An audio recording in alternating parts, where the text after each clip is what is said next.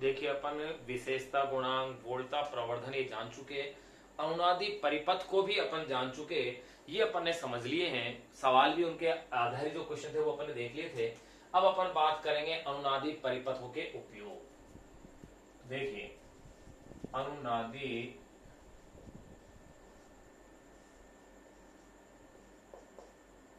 परिपथों के उपयोग, कि अनुनादी परिपथों का उपयोग कहां होता है। देखिए दो उपयोग है जिनको अपन पढ़ेंगे। एक उपयोग जो दिया हुआ है वो तो है रेडियो और टेलीविजन सेटों के ट्यूनिंग में, रेडियो और टेलीविजन सेटों के ट्यूनिंग में। तो देखिए उपयोगों में नंबर 1, पहले उपयोग की अपन बात कर रहे हैं रेडियो और टीवी सेटों के समस्वरण की क्रियाविधि में। क्यों कह सकते हो आप, रेडियो एवं टीवी सेटों, रेडियो एवं टीवी सेटों के ट्यूनिंग में भी कह सकते हैं, या टीवी सेटों के समस्वरण में, यानी इनकी मैचिंग में। देखो समस्वरण में कैसे उपयोग होता है, थ्योरेटिकल पोर्शन है, इसको अपन लिखेंगे पूरा। समस्वरण परिसरों में ऐसे होता है कि जो रेडियो स्टेशन है वहां से जो संकेत रिलीज होते हैं उनको रेडियो जो ग्राही होता है, रेडियो का जो ग्राही एंटीना है वो उनको कैच करता है। यानी कि विभिन्न संकेतों को रेडियो का जो एंटीना है, ग्राही एंटीना, वो उनको क्या करता है, कैच करता है। और उनको कैच करने के पश्चात उन संकेतों को सुनने के लिए अपने लिए ये जरूरी है कि उस परिपथ में लगे समस्वरक परिपथ की आवृत्ति के बराबर उसकी आवृत्ति हो।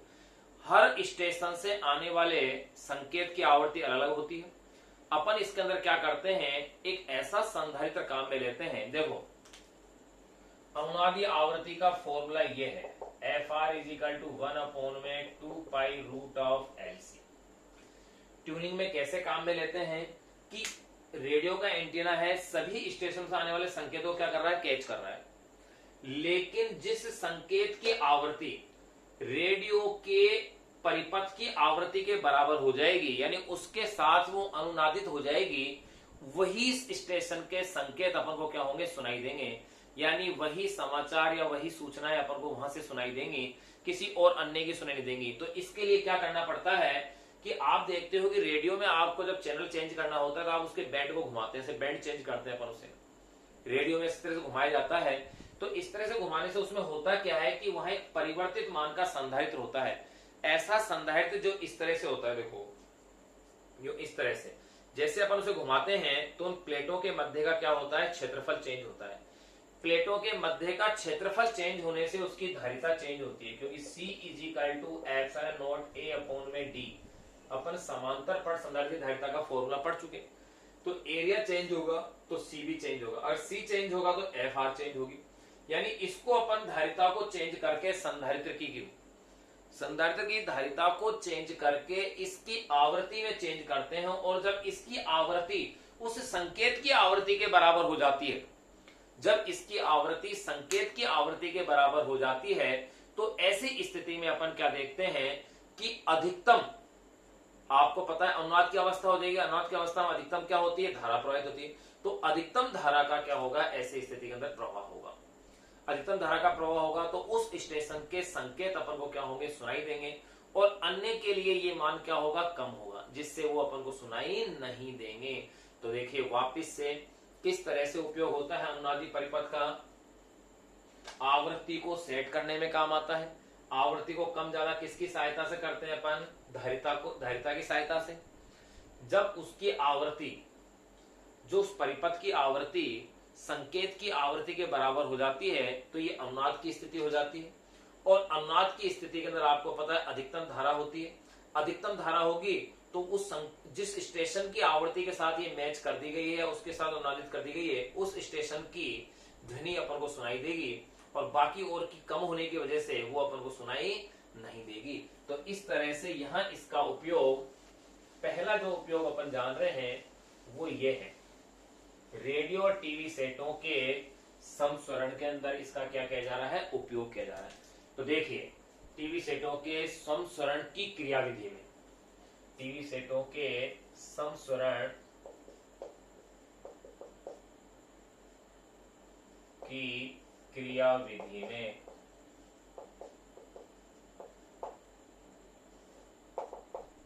इसका क्या किया जाता है, उपयोग किया जाता है। अब देखो कैसे अपन इसको पूरी लैंग्वेज को लिखते हैं, क्योंकि एग्जाम के लिए क्वेश्चन तो बन ही सकता है, क्योंकि बोर्ड का एग्जाम है। देखिए क्या क्वेश्चन बनता है, किस तरह से अपन लिख सकते हैं वो चीज देखिएगा। रेडियो एवं टीवी सेटों के समस्वरण की क्रियाविधि में देखो, रेडियो का अभिग्राही, रेडियो का अभिग्राही, रेडियो का अभिग्राही एंटीना विभिन्न स्टेशनों से, रेडियो का अभिग्राही एंटीना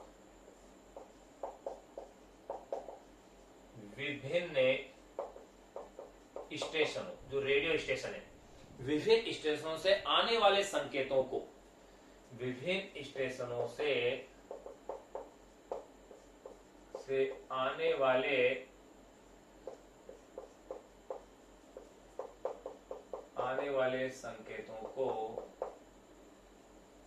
आने वाले संकेतों को अभिग्रहित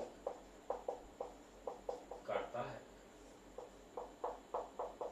आने वाले संकेतों को अभिग्रहित करता है।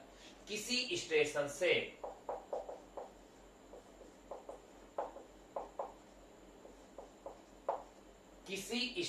से आने वाले संकेत को सुनने के लिए, किसी स्टेशन से आने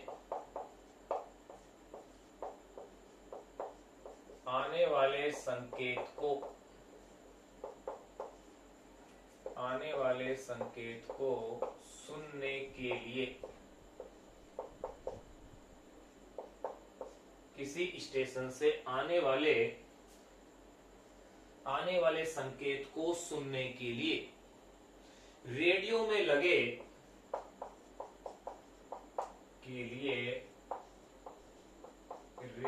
में लगे समस्वरक परिपथ की अनुनादी आवृत्ति, रेडियो में लगे समस्वरक परिपथ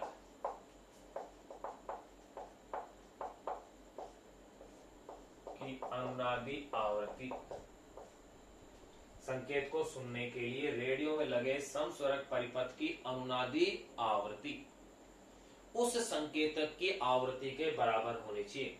अनुनादी आवृत्ति उस संकेतक की आवृत्ति के, उस संकेत की आवृत्ति के बराबर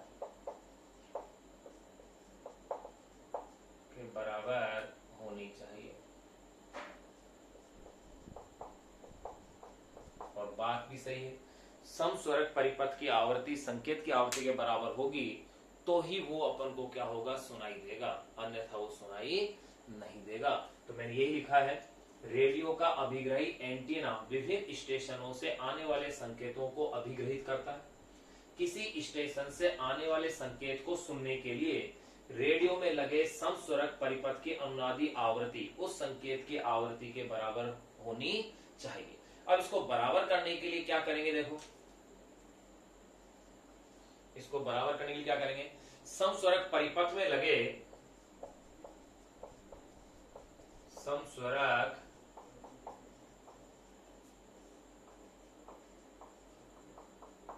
परिपथ में लगे संधारित्र की, परिपथ में लगे संधारित्र की धारिता। संधारित्र कैसा होता है, परिवर्तनशील संधारित्र। समस्वरक परिपथ में लगे संधारित्र की धारिता को परिवर्तित करके, की धारिता को परिवर्तित करके अनुनादी आवृत्ति को परिवर्तित किया जाता है। परिवर्तित करके अनुनादी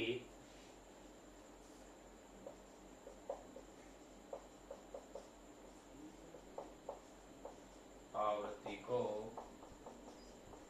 परिवर्तित किया जाता है। अनुनादी आवृत्ति को अपन उससे क्या करते हैं, धारिता को चेंज करके कर देते हैं। और जब यह अनुनादी आवृत्ति संकेत की आवृत्ति के बराबर हो जाती है, जब यह अनुनादी आवृत्ति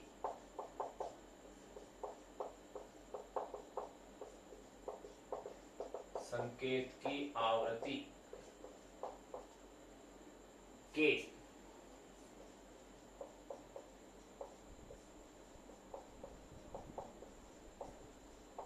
के बराबर हो जाती है, जब ये अनुनादी आवृत्ति संकेत की आवृत्ति के बराबर हो जाती है, तो उसके संगत परिपथ में धारा का मान अधिक होता है। तो उसके संगत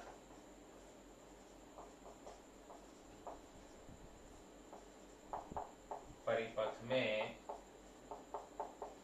धारा का मान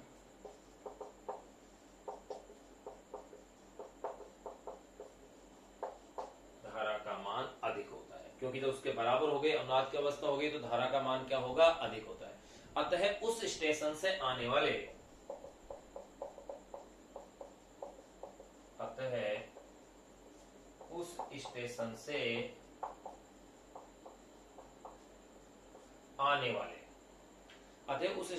संकेत सुनाई देते हैं।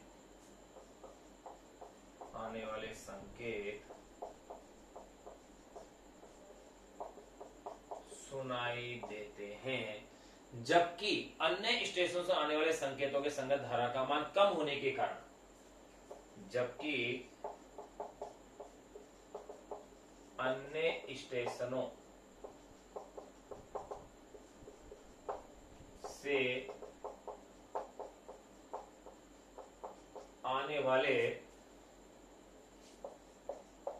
आने वाले संकेतों के संगत धारा का मान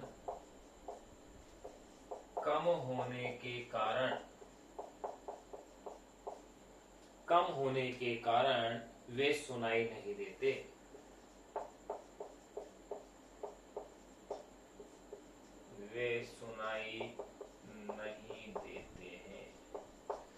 ये देखो, इस तरह से अपन क्या देख रहे हैं, अनुनादी परिपथ अपने पास समस्वरण की क्रियाविधि में क्या आता है, काम आता है। इस प्रकार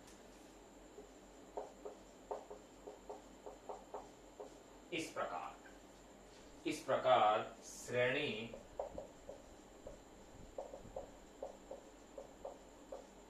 अनुनादी परिपथ का उपयोग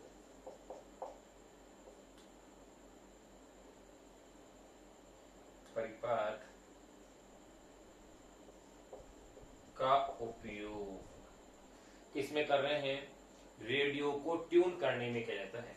परिपथ का उपयोग रेडियो को ट्यून करने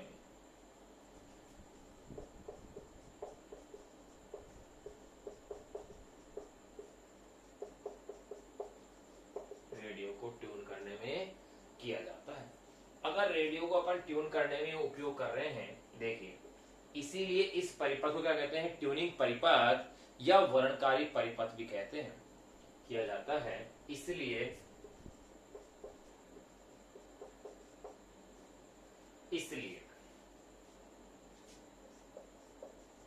LCR अनुनादी परिपथ हो,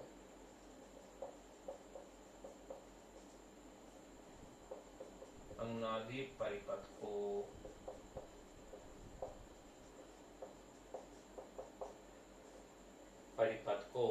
ट्यूनिंग या वर्णकारी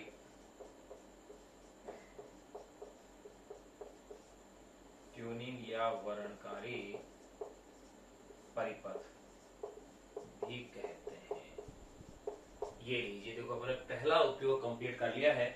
अब इसे मैं एक बार आपको रीड करके बता दूं, वैसे एक बार फिर से बता दूं कि रेडियो स्टेशनों से अलग अलग संकेत अपने पास आते हैं, लेकिन वो संकेत तभी सुनाई दे सकते हैं जब समस्वरण परिपथ की आवृत्ति के तुल्य उनकी आवृत्ति होगी।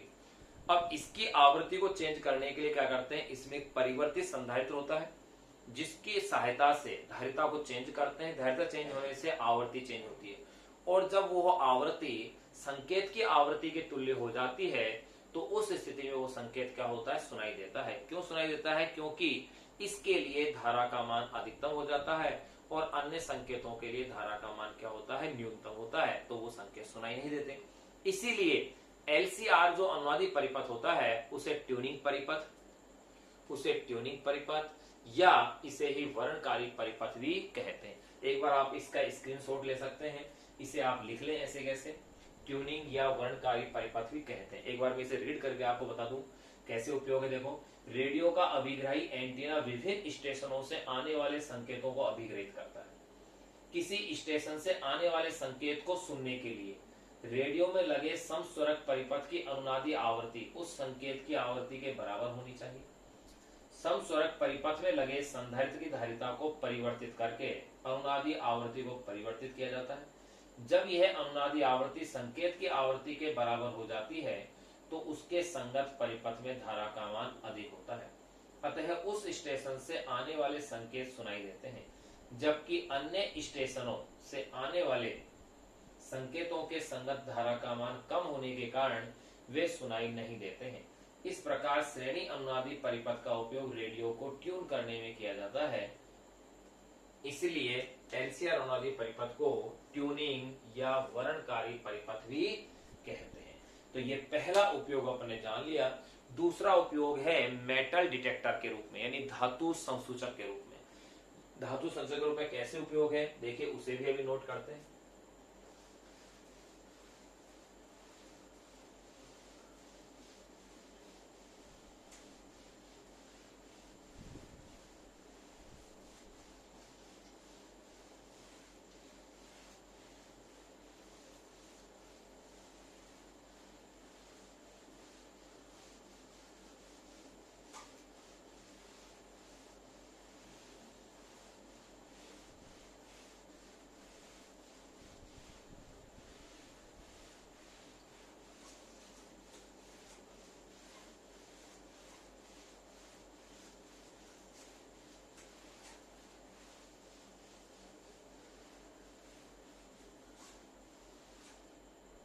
देखो भाई, अपन ने पहला उपयोग इसका लिख लिया है कि रेडियो ट्यूनिंग के रूप में काम आता है। दूसरा जो उपयोग अपन लिख रहे हैं वो है धातु संसूचक, यानी कि मेटल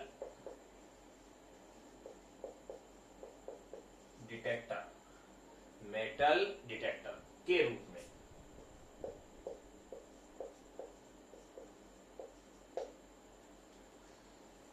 देखिए, धातु संसूचक में क्या होता है, जब कोई व्यक्ति धातु संसूचक में से गुजरता है, जब कोई व्यक्ति किसी मेटल डिटेक्टर में से गुजरता है, यानी जब कोई व्यक्ति उसमें से गुजरता है तो वह अनेक फेरों वाली एक कुंडली में से गुजरता है जो समस्वरित संधारित्र से क्या होती है, जुड़ी होती है।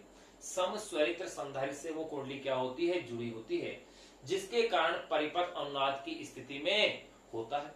जब कोई धातु की वस्तु इसमें से गुजरती है तो उसकी प्रतिबाधा में परिवर्तन आता है, और प्रतिबाधा के मान में परिवर्तन आने से उसमें प्रवाहित धारा के मान में परिवर्तन आता है, और धारा परिवर्तन को का जो संसूचन है वो बिप बिप की आवाज के रूप में क्या हो बता दिया जाता है कि धारा के मान में परिवर्तन आ रहा है। इतना सिंपल सा पॉइंट है, छोटा सा लिख लेते हैं अपन इसे, धातु संसूचक यानी कि मेटल डिटेक्टर के रूप में।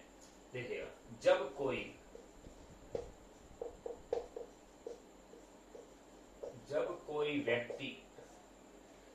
कोई व्यक्ति धातु संसूचक से गुजरता है, जब कोई व्यक्ति धातु संसूचक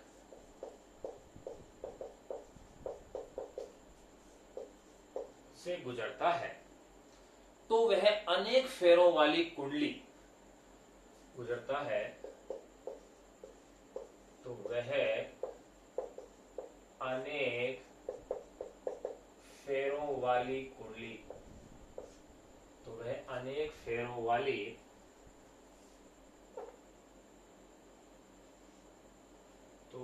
अनेक फेरों वाली कुंडली,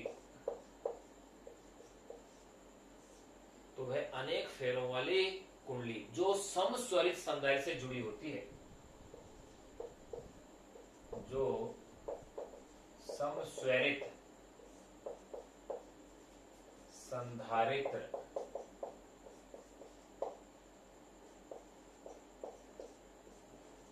से जुड़ी होती है।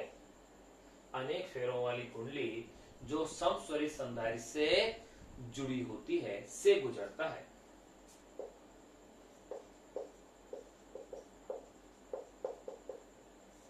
जुड़ी होती है, से गुजरता है।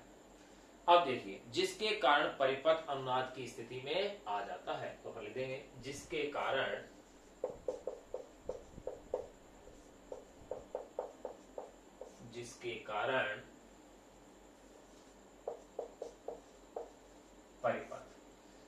कारण परिपथ अनुनाद की स्थिति में आता है या होता है, जिसके कारण परिपथ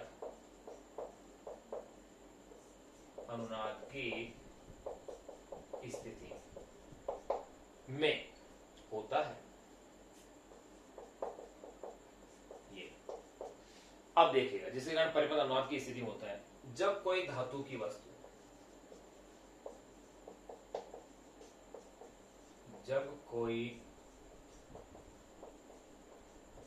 जब कोई धातु की वस्तु उसमें से गुजरती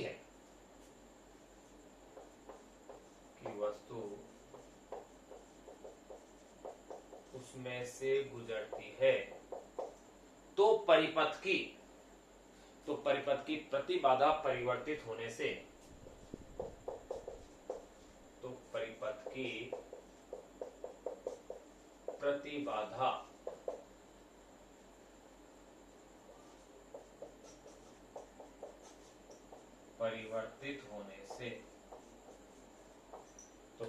की प्रतिबाधा क्या होने से, परिवर्तित होने से प्रवाहित धारा में परिवर्तन होता है।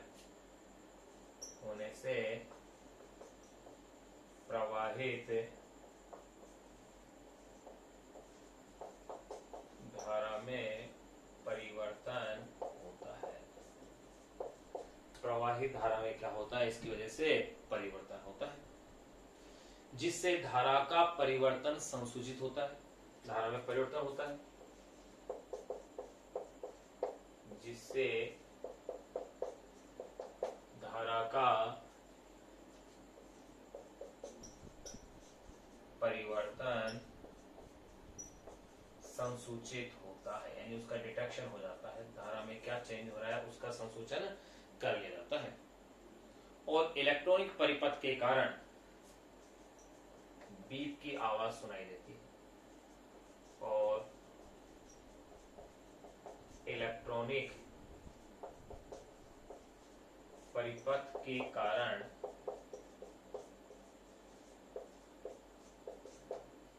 बीप की ध्वनि सुनाई देती है। यानी जैसे ही कोई उसमें से मेटल गुजरेगा, जैसे ही उसमें से कोई मेटल गुजरता है उस कुंडली में से होकर के, तो वह बीप की सी आवाज आने लग जाती है। तो देखिए अपन ने जो लिखा क्या है, पहले देखो धातु संशोधक रूप में कैसे काम कर रहा है। जब कोई व्यक्ति धातु संशोधक से गुजरता है, तो वह अनेक फेरों वाली कुंडली जो समस्वरित संधारित्र से जुड़ी होती है से गुजरता है, जिसके कारण परिपथ अनुनाद की स्थिति में होता है। जब कोई धातु की वस्तु उसमें से गुजरती है, तो परिपथ की प्रतिबाधा परिवर्तित होने से प्रवाहित धारा में परिवर्तन होता है, जिससे धारा परिवर्तन संसूचित होता है, जिससे धारा का परिवर्तन संसूचित होता है। और इलेक्ट्रॉनिक परिपथ के कारण बीप की ध्वनि क्या होती है, अपन को सुनाई देती है। ये इस प्रकार से दो उपयोग अपन ने पढ़ लिए हैं। अब जो नेक्स्ट टॉपिक है वेरी इंपॉर्टेंट, वो है विद्युत शक्ति के बारे में अपन इसमें पढ़ेंगे, जिसमें ताक्षणिक शक्ति, औसत शक्ति और शक्ति गुणांक, इनकी अपन इसमें चर्चाएं करेंगे।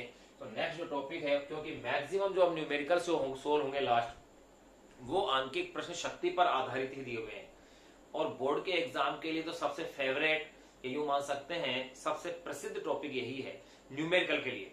हर बार जो भी कोई न्यूमेरिकल इसमें से आता है वो शक्ति पर बेस कहीं ना कहीं होता है। किसी में शक्ति गुणांक पूछा होता है, किसी में शक्ति दे रखी होती है, वोल्टा पूछी होती है, वोल्टा दे रखी होती है, शक्ति पूछी होती है। इस तरह से परिवर्तन अपन को दे रखे होते हैं। तो अब अपन जो पढ़ेंगे टॉपिक वो है प्रत्यावर्ती परिपथ में शक्ति।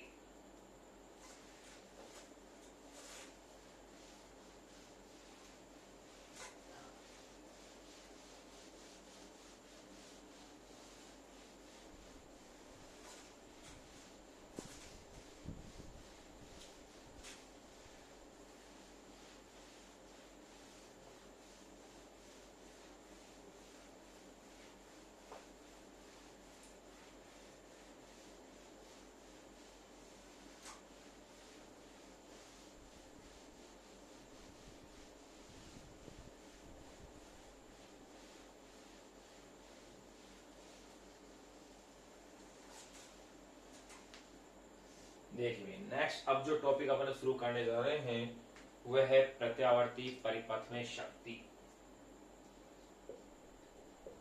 अब यहां से समझिएगा ध्यान से, प्रत्यावर्ती परिपथ में शक्ति। प्रत्यावर्ती परिपथ में शक्ति, भाई शक्ति होती क्या है? ऊर्जा के ह्रास की दर या कार्य करने की दर को अपन कहते हैं। यानी किसी परिपथ में ऊर्जा वेग की जो दर है या ऊर्जा ह्रास की जो दर है उसे क्या कहते हैं? शक्ति कहते हैं। और विद्युत परिपथ में शक्ति का मान होता है वोल्टा और धारा का गुणनफल। यानी अगर अपन ताक्षणिक शक्ति लेंगे तो ताक्षणिक वोल्टा और ताक्षणिक धारा का क्या होगा? गुणनफल होगा। अब देखिए अपन इसकी डेरिवेशन करते हैं परिभाषा को लिखने के साथ साथ। किसी परिपथ में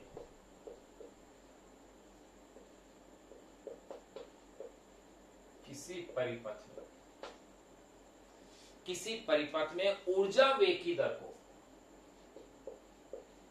ऊर्जा व्यय की दर को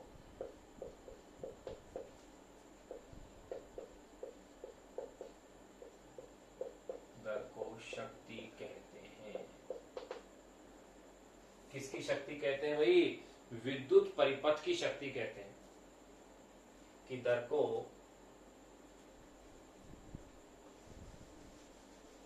किसी परिपथ में ऊर्जा व्यय की दर को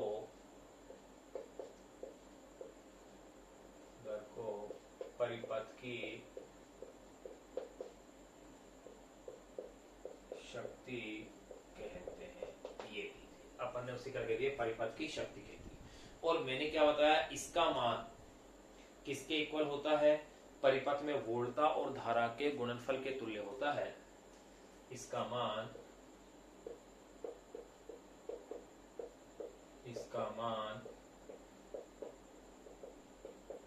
वोल्टता V वे धारा I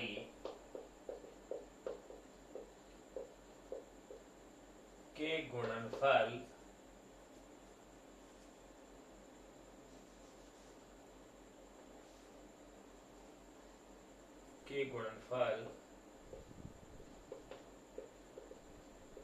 के तुल्य होता है।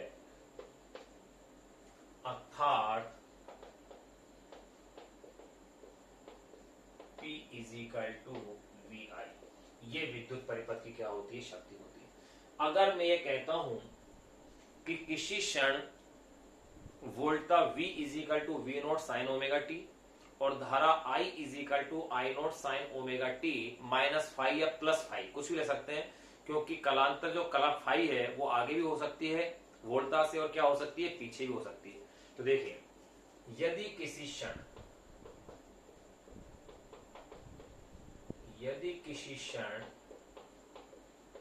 स्मॉल t पर वोल्टता व धारा के मान क्रमशः निम्न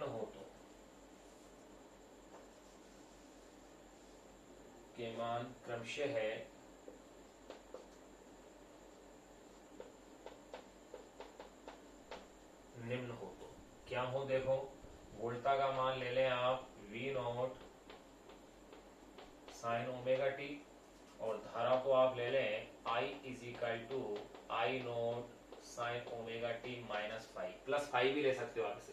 यहाँ पर V और I तो इनके क्या है, ताक्षणिक मान है। V नोट है वोल्टा का शिखर मान और I नोट है वोल्टा धारा का शिखर मान, और फाइव क्या है, कलांतर है। तो मैं क्या करूं, क्रमशः निम्न हो तो ताक्षणिक शक्ति, तो देखो ताक्षणिक शक्ति PT इज इक्वल टू क्या फॉर्मूला बनेगा, क्योंकि P is equal to V I है, तो आप क्या लिखोगे, PT is equal to V I, तो V की वैल्यू क्या पुट करोगे आप, V naught sine omega T, और I की वैल्यू क्या लिखेंगे आप, I naught sine omega T minus five. तो ताक्षणिक शक्ति PT is equal to V naught sine omega t, I naught sine omega T होगी। अब इस ताक्षणिक शक्ति को अपन सोल्व करते हैं। देखो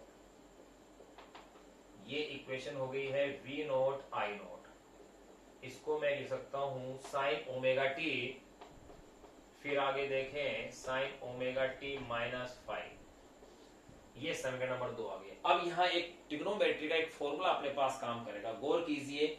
ये मेरे पास, इसको मत देखिए आप, यहां देखिए ये है ए, ओमेगा टी को अगर मैं ए मान लूं और ओमेगा टी माइनस फाइव को अगर मैं बी मान लूं, तो ये साइन ए साइन बी वाला फॉर्मूला हो गया है। क्या बन गया है, साइन ए साइन बी वाला फॉर्मूला हो गया है। यानी कि मैं इस तरह से कह सकता हूं, इसको अलग से देखो मेरे पास एक फॉर्मूला है, चूंकि sine A sine B is equal to half sine A sine B is equal to half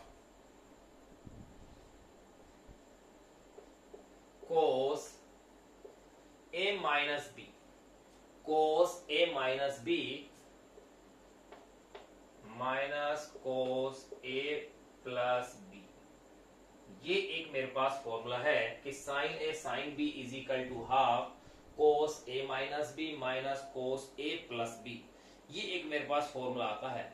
अगर मैं इस फॉर्मूले से अगर इस वैल्यूज को देखता हूं, तब देखिए मेरे पास वैल्यूज क्या और कैसे आएंगे। तो देखिए, इसलिए sign omega T minus five, ये इसका है। तो ए का मीन्स क्या हो गया, ओमेगा टी, और बी का मीन्स क्या हो गया, ओमेगा टी माइनस फाइव। तो अब देखिए इसी के अकॉर्डिंग क्या इक्वेशन बनेगी मेरी, हाफ कोस, ए का मीन्स क्या है मेरे पास, ओमेगा टी, फिर बी का मीन्स क्या है, देखो आप कंपेयर करके, ओमेगा टी माइनस फाइव, बिल्कुल यही तो आ रहा है भाई, साइन ए ओमेगा टी, फिर साइन बी, बी का मतलब ओमेगा टी माइनस फाइव है, तो ये क्या हो जाएगा, प्लस में हो जाएगा। फिर देखें माइनस कोस, ए का मतलब ओमेगा टी प्लस बी का मतलब ओमेगा टी माइनस फाइव, भाई ओमेगा टी माइनस फाइव तो है ये, तो ये लीजिए ऐसे, ये आपने लिख दिया है। अब देखिए अगर ऐसा है तो अब इसके आगे की स्टेप को अपन यहाँ ऊपर लिखेंगे, नीचे आपको दिखाई नहीं देगा बोर्ड पे। तो यहां तक की स्टेप अपने देख ली कि विद्युत परिपथ में शक्ति होती क्या है, वोल्टा और धारा का गुणनफल है। अब इसी में अपन आगे बढ़ते हैं। देखो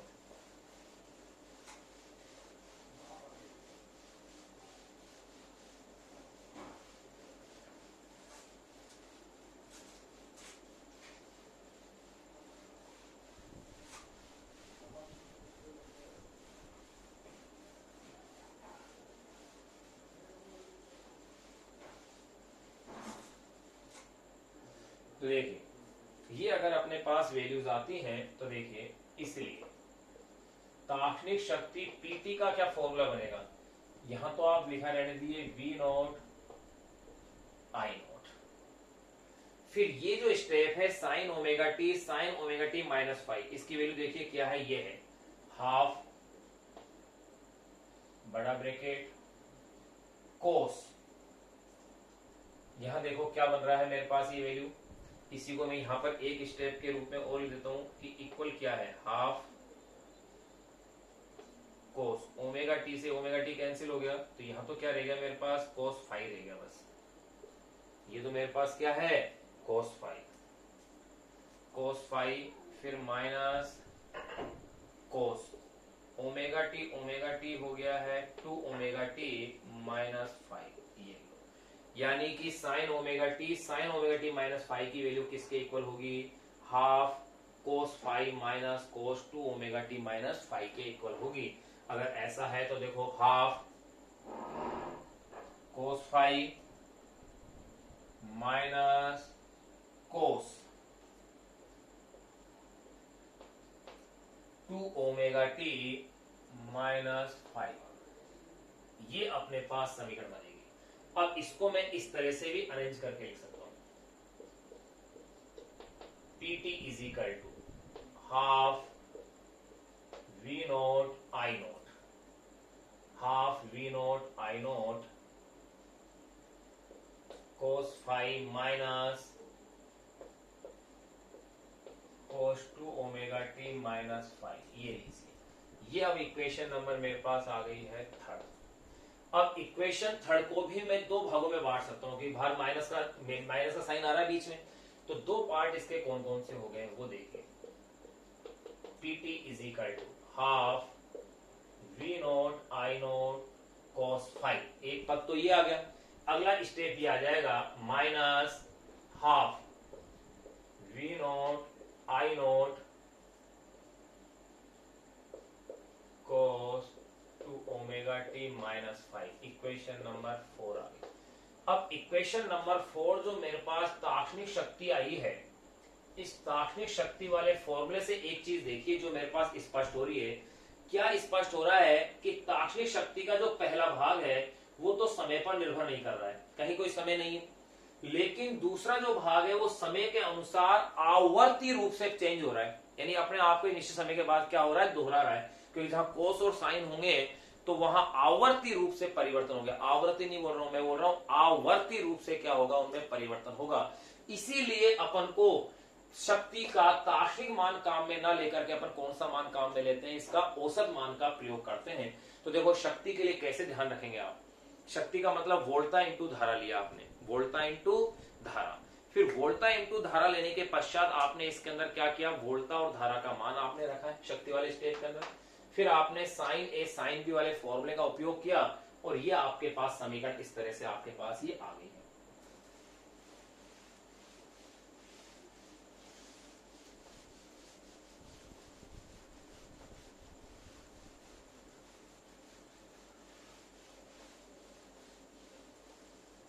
अब ये जो समीकरण आई है, इस समीकरण से क्या स्पष्ट है, देखो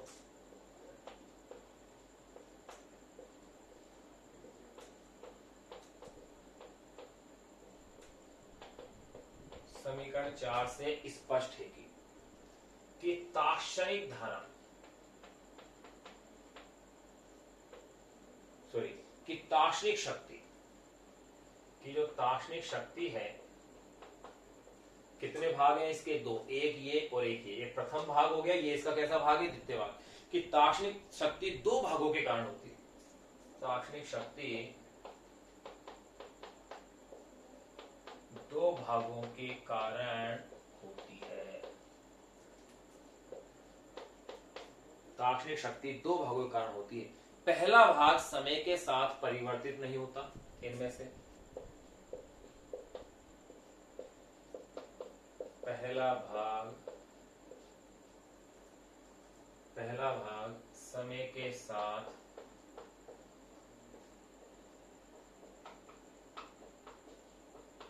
परिवर्तित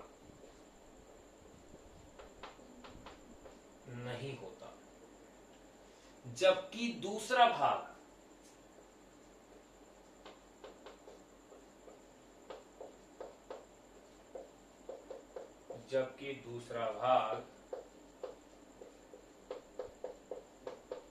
समय के साथ आवर्ती, ऐसे देखो आवर्ती रूप से क्या होता है, परिवर्तित होता है।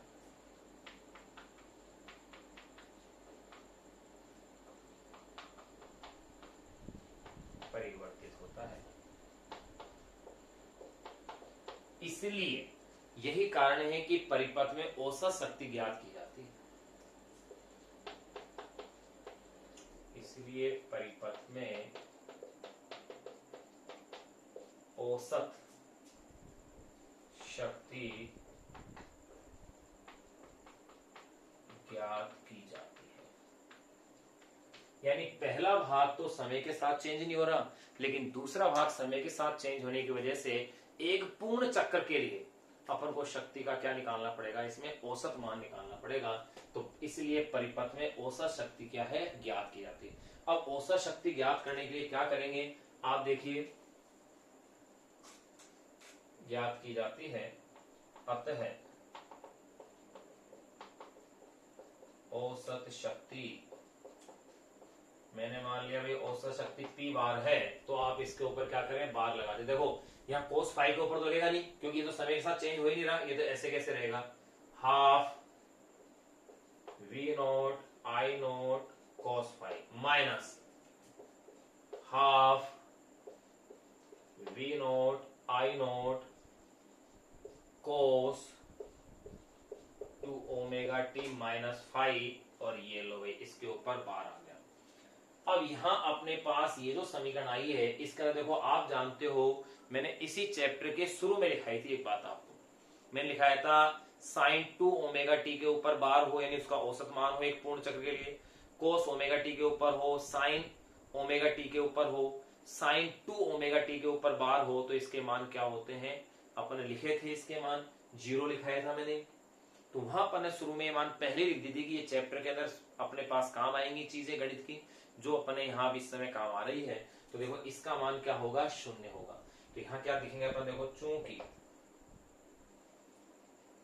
कोस 2 ओमेगा टी माइनस 5 ये बार, यानी कि एक पूर्ण चक्र के लिए औसत मान, कोस के और साइन के एक पूर्ण चक्र के लिए औसत मान क्या होते हैं, 0 होते हैं। तो इसलिए अब ये वैल्यू क्या हो जाएगी, ये वाला पद 0 हो गया, तो P bar is equal to मेरे पास क्या रह जाएगा, half V naught I naught cos 5 रह जाएगा। यानी कि समीकरण मेरे पास इस तरह से बन जाएगी। अब समीकरण नंबर 4 आ चुकी है भैया, इसके मतलब इसको 5 लिखा जाएगा।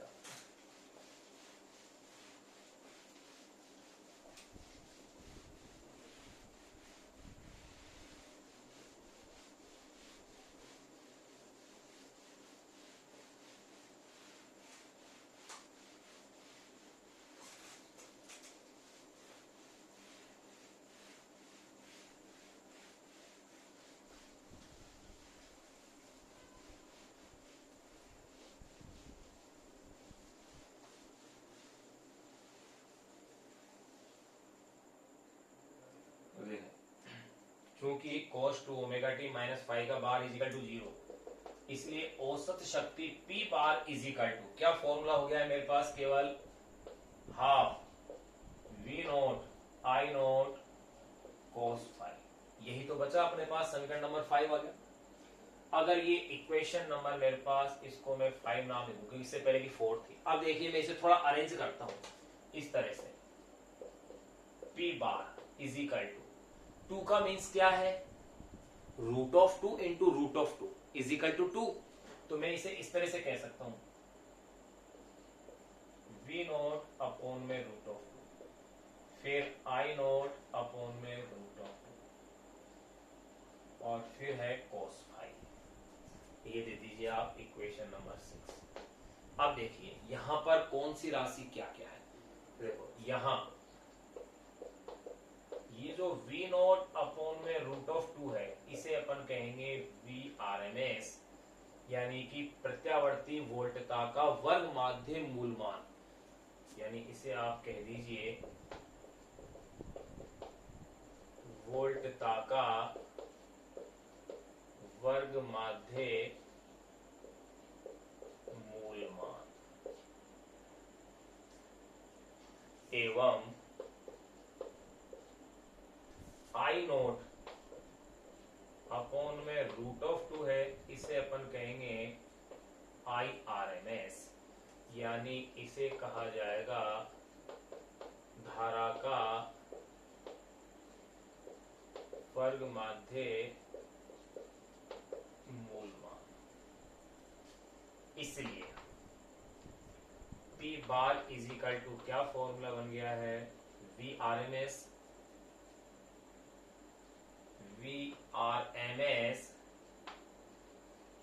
आई आर एम एस, और फिर क्या बच गया है, cos फाइव। ये लो, ये अपने पास औसत शक्ति ज्ञात करने का भी फॉर्मूला आ गया है, और ये हो गई है इक्वेशन नंबर 7। इस समीकरण से स्पष्ट है कि औसत शक्ति जो है उसका मान धारा और वोल्टा के वर्ग माध्य मूल मानों पर तो ये निर्भर कर ही रहा है, लेकिन समय पर निर्भर नहीं कर रहा है। देखो समय नहीं आ रहा है, लेकिन एक बात है, धारा और वोल्टा के मध्य जो कलांतर है उसकी कोज्जा, धारा और वोल्टा के मध्य जो कलांतर है उसकी कोज्जा पर क्या कर रहा है, निर्भर कर रहा है। और इस कोज्जा को ही अपन कहते हैं शक्ति गुणांक, यानी पावर फैक्टर कहते हैं। तो देखिए अपन इस पॉइंट को भी नोट कर लेते हैं कि क्या अपने पास रिजल्ट आ रहा है। इसीलिए औसत जो शक्ति होती है इसी को वास्तविक शक्ति भी कहा जाता है, क्योंकि ये समय पर निर्भर नहीं है, ये धारा और वोल्टा के मध्य के कलांतर की कोज्जा पर निर्भर है, इसीलिए इसे क्या कहा जाता है, वास्तविक शक्ति भी कहा जाता है। तो देखें समीकरण 7 से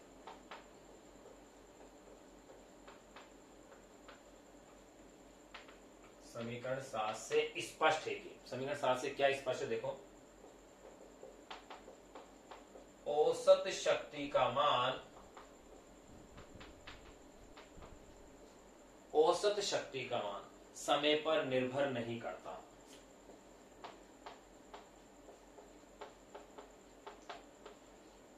समय पर निर्भर नहीं करता, परंतु किस पे निर्भर करता है, cos फाइव पर। परंतु परिपथ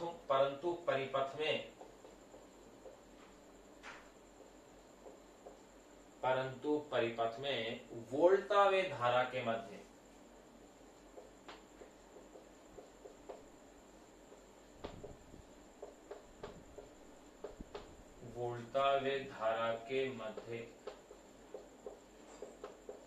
कलांतर की कोज्जा, परंतु परिपथ में वोल्टा व धारा के मध्य कलांतर की कोज्जा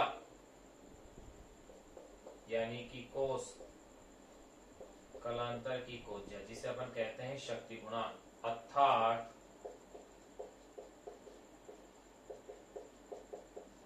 शक्ति गुणांक के साथ अवश्य परिवर्तित होता है।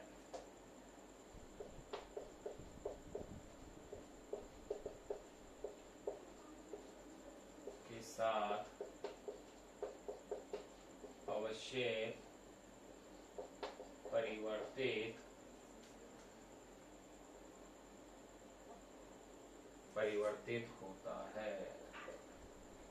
इसीलिए औसत शक्ति को वास्तविक शक्ति भी कहते हैं।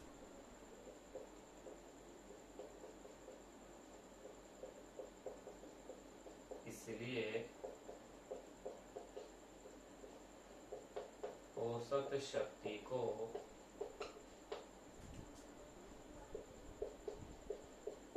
वास्तविक शक्ति भी कहते हैं। ये अपन ने औसत शक्ति का क्या निकाल लिया, व्यंजक निकाल लिया।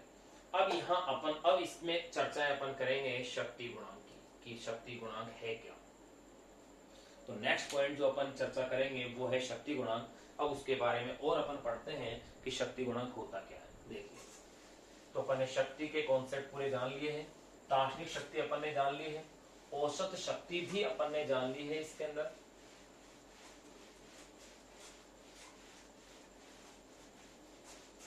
देखोगे, दार्शनिक शक्ति जान ली अपन ने, औसत शक्ति जान ली, और दोनों से क्या अपने पास रिजल्ट आए वो रिजल्ट भी अपन ने इसमें ज्ञात कर लिए हैं कि क्या इनसे अपने पास परिणाम आ रहे थे।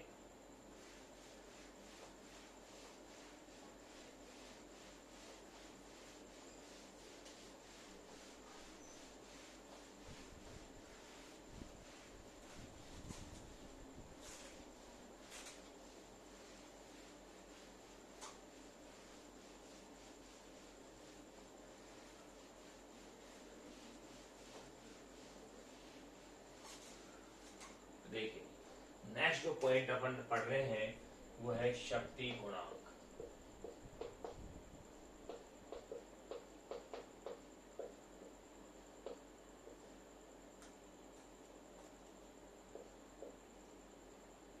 शक्ति गुणांक या इसे आप बोल दीजिए पावर फैक्टर, यानी कि शॉर्ट में बोले तो पीएफ। देखो शक्ति गुणांक की अभी भी अपन ने परिभाषा दी है कि प्रत्यावर्ती धारा परिपथ में वोल्टता व धारा के मध्य, प्रत्यावर्ती धारा परिपथ में वोल्टता व धारा के मध्य जो कलांतर है, उस कलांतर की जो कोज्या है उसे अपन शक्ति गुणांक कहते हैं।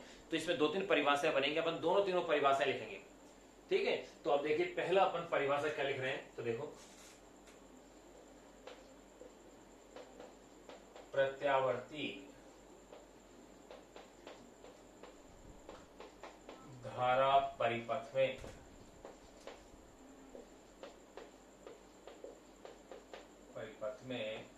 वोल्टता व धारा के मध्य, धारा के मध्य कलांतर, प्रत्यावर्ती धारा परिपथ में वोल्टता व धारा के मध्य कलांतर की कोज्या को शक्ति गुणांक कहा जाता है। अतः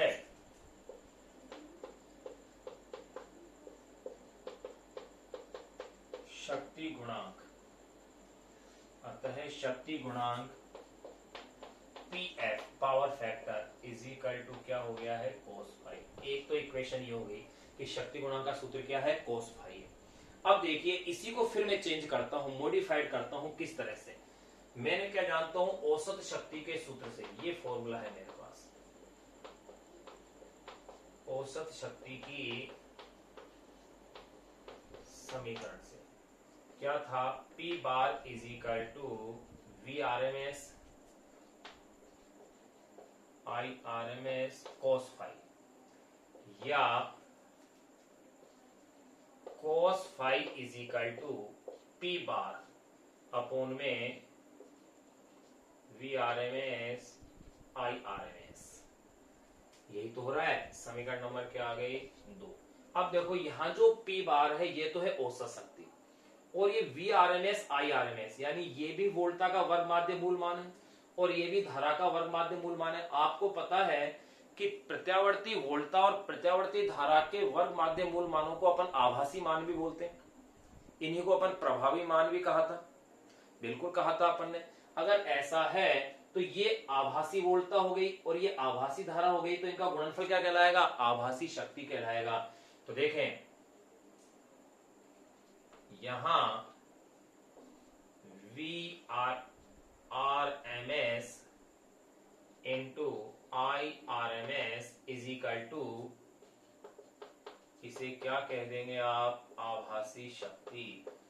क्योंकि वर्ग माध्य मूल मानों का जो गुणनफल था, क्योंकि आपको पता है वर्ग माध्य मूल मानों को अपन आभासी मान भी कहा था। इसी चैप्टर के शुरू में जब अपन पढ़े थे कि प्रत्यावर्ती धारा का वर्ग माध्य मूल मान, तो वर्ग माध्य मूल मान को जब आभासी मान कहते हैं तो वर्ग माध्य वोल्टता और वर्ग माध्य मूल मान क्या है, धारा है, तो इनका गुणनफल भी क्या कहलाएगी, वर्ग माध्य शक्ति हो गई। और उसी को क्या कहेंगे अपन, आभासी शक्ति।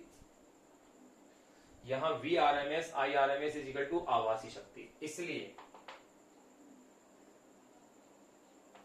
कोस फाई इज इक्वल टू क्या हो गया भैया, P बार बटे में P आभासी। यानी कि अब आप इसे कैसा कैसा कह सकते हैं, P बार यानी कि औसत शक्ति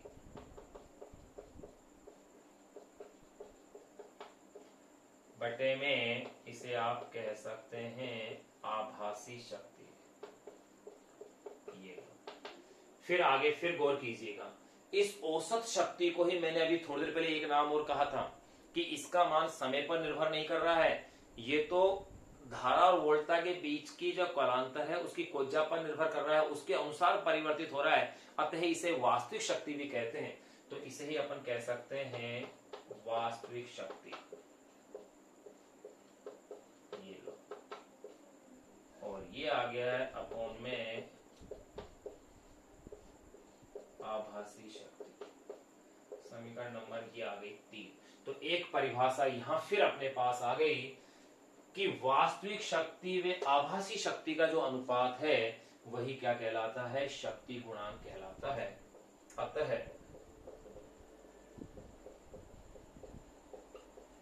अतः वास्तविक शक्ति व आभासी शक्ति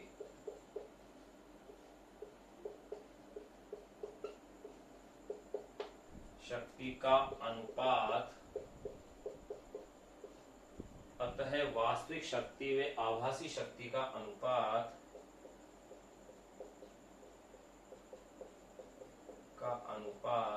शक्ति गुणांक होता है।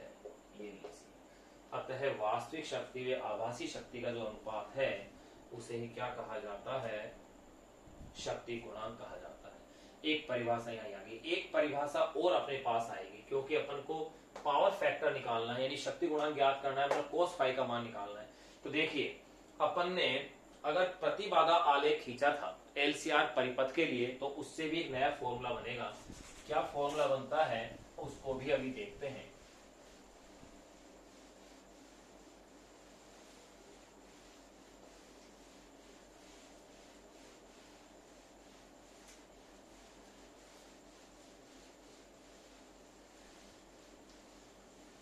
देखिए क्या फॉर्मूला बन रहा है, उस पर गौर कीजिएगा। देखो, एलसीआर परिपथ के प्रतिबाधा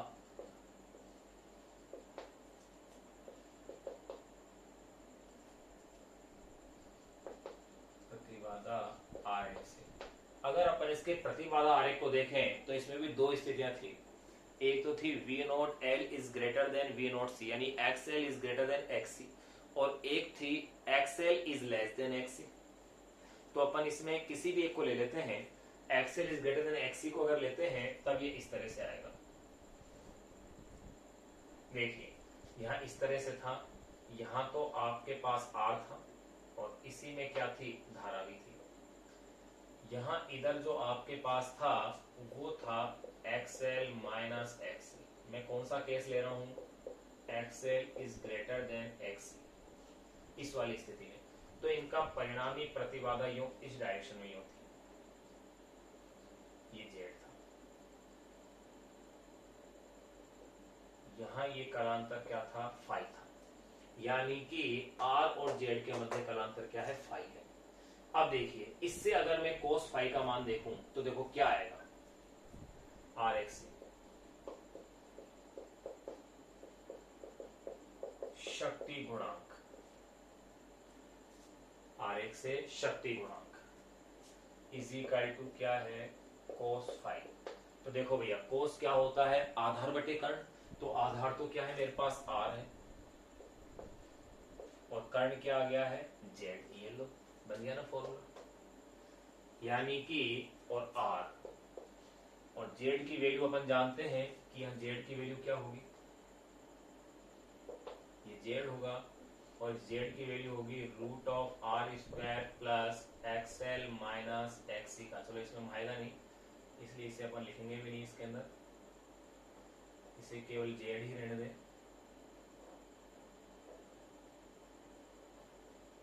ये लो, इसे केवल Z ही लिखने देते हैं। Z की वैल्यू अपन जानते हैं कि ये होती है Z is equal to root of R square plus XL minus XC का होल स्क्वायर। आप इससे भी निकाल के देख सकते हैं, क्योंकि Z क्या है, कर्ण है, तो कर्ण स्क्वायर इज इक्वल टू क्या होगा, आधार स्क्वायर यानी R का स्क्वायर प्लस लंब स्क्वायर, वो तो बात ही की। तो R अपॉन में Z, और Z की वैल्यू है R square plus XL minus XC का होल स्क्वायर, और इसका ये रूट है। ये आ जाएगी इक्वेशन नंबर, या 3 तक आ चुकी, तो ये आ जाएगी 4। तो इस तरह आप क्या देख रहे हैं, इसको वापस लिखते हैं।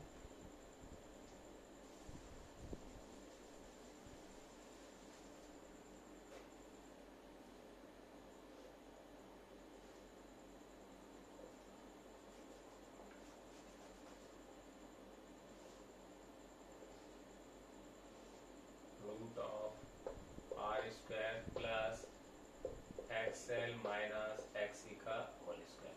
तो देखो एक परिभाषा और आ गई, अतः LCR परिपथ में प्रतिरोध R व प्रतिबाधा Z का अनुपात, ये भी क्या होता है, शक्ति गुणांक। तो तीन परिभाषाएं आ गई कि वोल्टा और धारा के मध्य कलांतर की कोज्या क्या है, शक्ति गुणांक, पहली परिभाषा।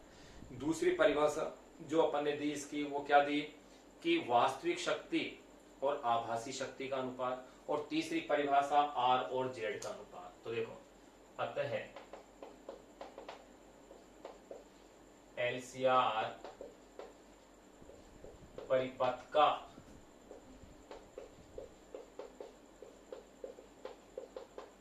शक्ति गुणांक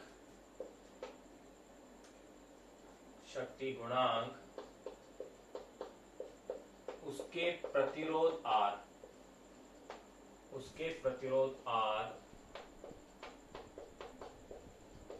वे प्रतिबाधा Z के अनुपात के तुल्य होता है, अनुपात के तुल्य होता है। अब इसमें अपन कुछ पॉइंट और डाल सकते हैं। देखो क्या लिख सकते हैं, शक्ति गुणांक मात्रकहीन वे विमाहीन